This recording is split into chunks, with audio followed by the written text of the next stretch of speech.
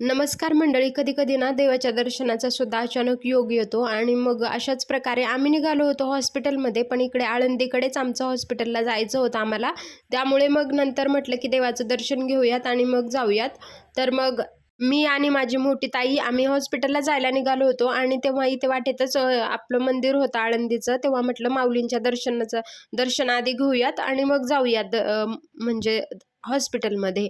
मग आता आम्ही आलो होतो, तो आधी दाखवला तो होता आळंदीचा मुख्य चौक आणि आम्ही निघालो होतो इकडून पार्किंगसाठी. इकडे जागा आहे, मग पार्किंगकडून जाण्यासाठी इथून एक रस्ता आहे. मग आम्ही निघालो इंद्रायणीकडे जाण्यासाठी. आता पहिल्यांदा आपण आळंदीमध्ये आल्यानंतर इंद्रायणीकडे जातो, हातपाय वगैरे धुवून मग नंतर मंदिरामध्ये दर्शनासाठी जायचं असतं.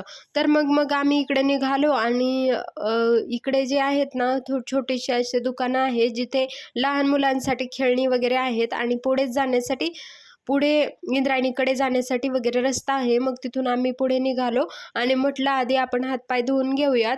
हॉस्पिटलमध्ये जायचं होतं आम्हाला. म्हटलं तोपर्यंत डॉक्टर नाही आहेत, आम्ही फोन केला होता आणि मग आधी आपण दर्शन घेऊन जाऊयात.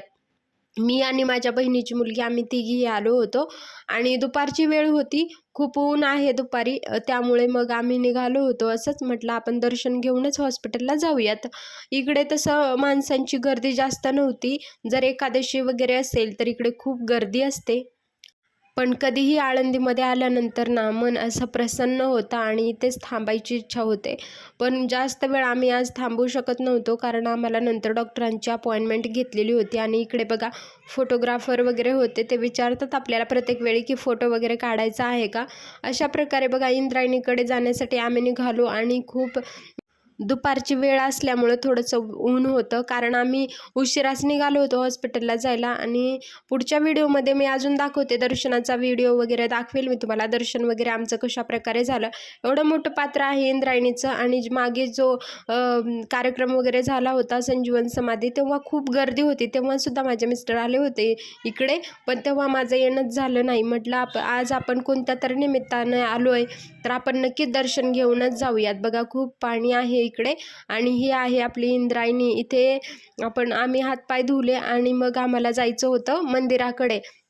आता सूर्यनारायणांना पाणी दिलं आणि मग आम्हाला जायचं होतं. हे बघा आम्ही इकडे आलो होतो. खूप छान शांत असं वातावरण होतं आणि माझ्या बहिणीच्या मुलीची तब्येत बरी नव्हती, तरीसुद्धा आम्ही ठरवलं होतं की इकडे येऊयात आपण म्हणून. आणि आम्हाला हे काका बघा, जे आल्यानंतर गंध वगैरे लावायला येतात ना, ते त्यांनी लावलं. आम्ही तर म्हणतही नव्हतो की लावा म्हणून. पुढे त्यांची स्टोरी मी तुम्हाला सांगते. चला भेटूयात माझ्या पुढच्या व्हिडिओमध्ये. धन्यवाद.